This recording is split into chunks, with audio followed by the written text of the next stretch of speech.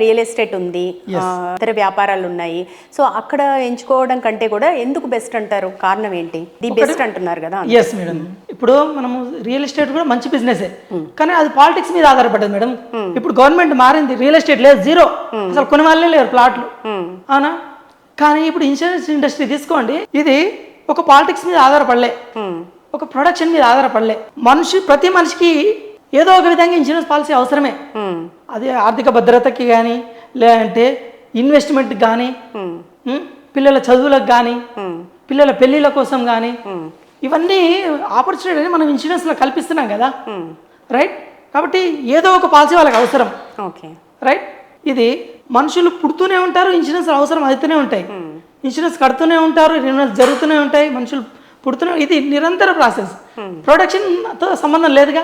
Seasonal business కూడా కాదు ఇది, వర్షాకాలంలో ఉంటుంది, ఎండాకాలంలో ఉండదు అన్నట్టు కూడా కాదు కదా.